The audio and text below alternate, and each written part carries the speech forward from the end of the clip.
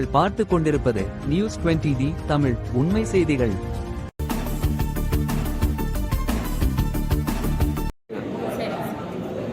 நான் பூலட்சுமிபுரத்துலேருந்து வரேங்க சார். என் பேர் ராஜேஸ்வரி, எங்கள் வீட்டுக்காரர் பேர் ஈஸ்வரன், பாப்பா பேர் தேவாஸ்ரீ.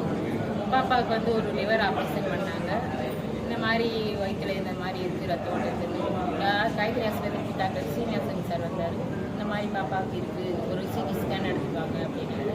அதை பார்த்து இந்த மாதிரி பாப்பாவுக்கு இருக்குது, நீங்கள் நல்லபடியாக இதை பண்ணினீங்கன்னா நல்லாயிருக்கும் பாப்பா அப்படின்னு சொன்னாங்க. அந்த operation liver operation sir Apollo ஆஸ்பத்திரிக்கு கூப்பிட்டு பண்ணார். நல்லபடியாக பண்ணார். நல்லா எங்களுக்கு அன்போட ஆதரவோடு நல்லா பார்த்துக்கிட்டாரு. உங்களுக்கு ரொம்ப சந்தோஷம். நாங்கள் நன்றி. பாப்பாக்கு இப்போ எத்தனை வயசு ஆகுது? பாப்பாக்கு இப்போ 13 வயசு ஆகுது. இது பிறவிலேயே இருக்குதுன்னு சொன்னாங்க. ஆரம்பத்துலேருந்தே இருக்குதுன்னு சொன்னாங்க. எங்களுக்கு வந்து தெரியல. அப்புறம் தான் நாங்கள் இந்த மாதிரி ஒரு ஸ்கேன் எடுத்து பார்க்கையில் அப்போலோ ஆஸ்பத்திரிலேருந்து சீனிவாசன் சார் சொன்னார், இந்த மாதிரி பாப்பாக்கு பிறவிலேயே இருக்குது, இது ஒரு ஆப்ரேஷன் பண்ணிருங்க அப்படின்னு சொல்லி சொன்னாங்க.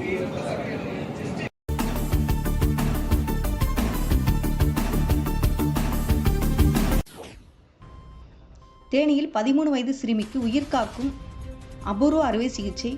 மதுரை அப்போலோ சிறப்பு மருத்துவக் குழு சாதனை.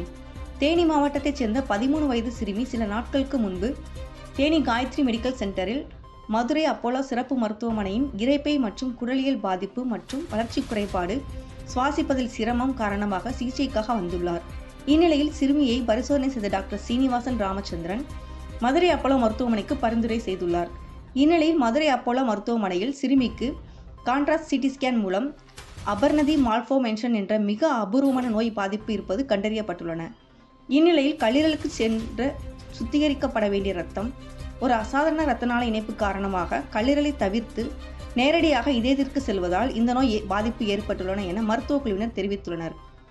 மேலும் இந்த மாதிரியான நோய் பாதிப்புகள் உலகம் முழுவதும் சுமார் 300 பேருக்கு மட்டுமே பாதிப்பு உள்ளதாக மருத்துவக் குழுவினர் செய்தியாளருக்கு பேட்டியில் தெரிவித்துள்ளனர்.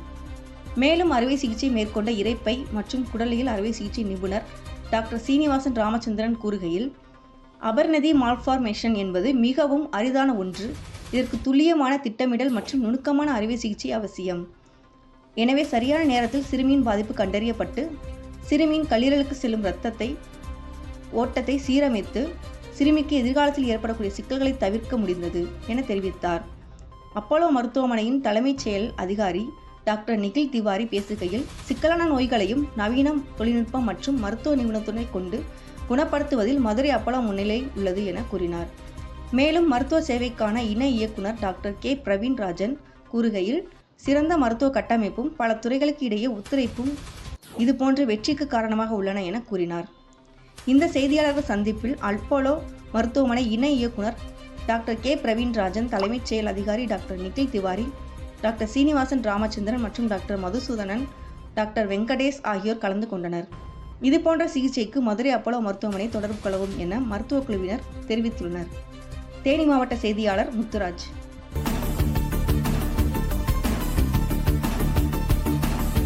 நியூஸ் 20D தமிழ் செய்திகளுக்காக தேனி மாவட்ட செய்தியாளர் முத்துராஜ். உண்மை செய்திகளை உடனுக்குடன் தெரிந்து கொள்ள நியூஸ் 20D தமிழ் செய்திகளை சப்ஸ்கிரைப் செய்யவும்.